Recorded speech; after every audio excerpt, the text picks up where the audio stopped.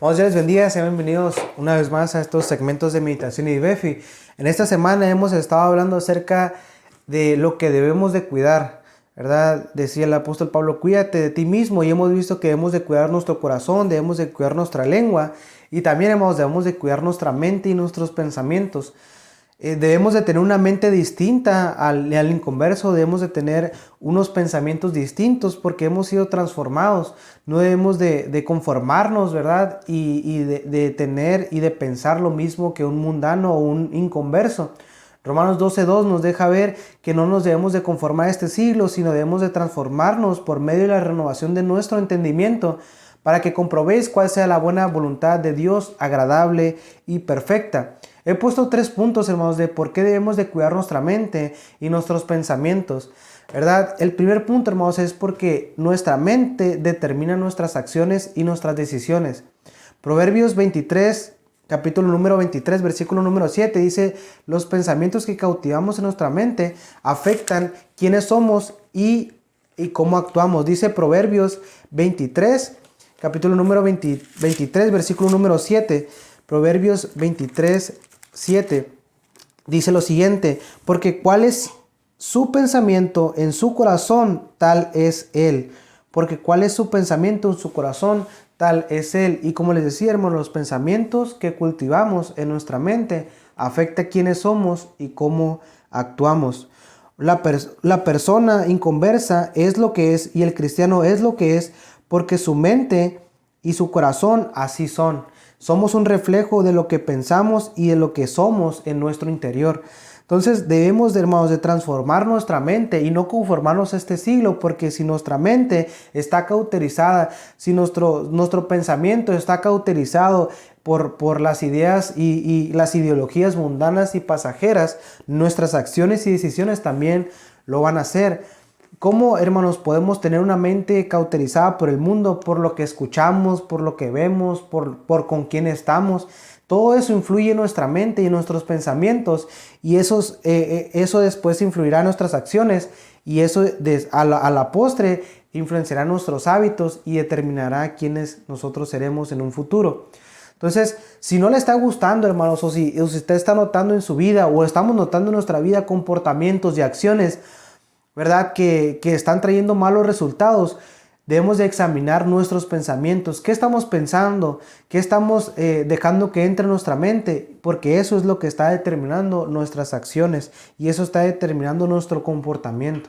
Entonces, debemos de cuidar nuestra mente porque eso determina nuestras acciones y nuestras decisiones. Segundo punto, hermanos, debemos de cuidar nuestra mente porque una mente centrada en Dios puede tener paz o llega a tener paz. Dice Isaías 26, capítulo número 26, versículo número 3, dice: tú guardarás en completa paz aquel cuyo pensamiento en ti persevera, porque en ti ha confiado. Vamos, cuando nosotros, ¿verdad?, dejamos nuestra mente centrada en Dios, Dios promete que como consecuencia traerá paz a nuestra vida. Si nosotros, ¿verdad, hermanos, en este punto de nuestra vida no estamos experimentando la paz que Dios nos da, Dios no dice que no vamos a tener aflicción, dice: en el mundo tendréis aflicción. Pero lo que nos dice es que si nuestra mente está centrada en Él, como dice Isaías 23:3, dice que tú guardarás en completa paz. Dios promete darnos paz en nuestra mente, en nuestro corazón, cuando nosotros pensamos en Él, ¿verdad? Cuando dice: cuyo pensamiento en ti persevera. ¿Y cómo vamos a perseverar pensando en Dios, hermanos? Pues leyendo su palabra, orando, ¿verdad?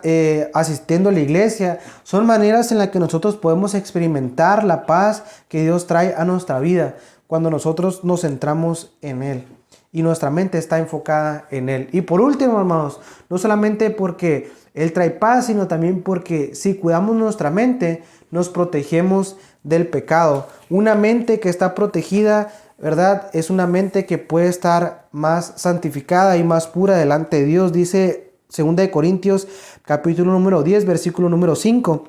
Dice: derribando todo argumento y toda altivez que se levanta contra el conocimiento de Dios. Y es bien interesante lo que dice la segunda parte del versículo. ¿Cómo vamos a proteger nuestra mente? Dice: llevando cautivo todo pensamiento a la obediencia a Cristo.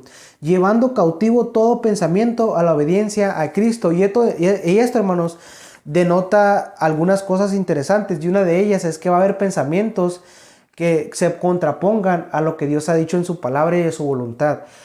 Va a haber muchos pensamientos, va a haber pensamientos incluso, ¿verdad? De nuestro propio corazón y nuestra mente, que muchas veces nos tienten o nos orillen a alejarnos de Dios, pero esos pensamientos debemos de llevarlos cautivos, ¿verdad?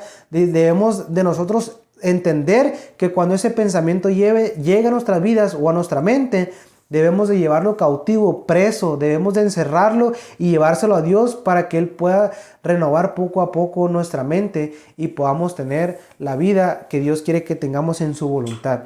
Entonces, por eso, hermanos, debemos de cuidar nuestra mente, porque nuestra mente determina nuestras acciones, nuestras decisiones, porque una mente centrada en Dios tiene paz y porque Dios cuida nuestra mente, porque si cuidamos nuestra mente, nos protegemos del pecado.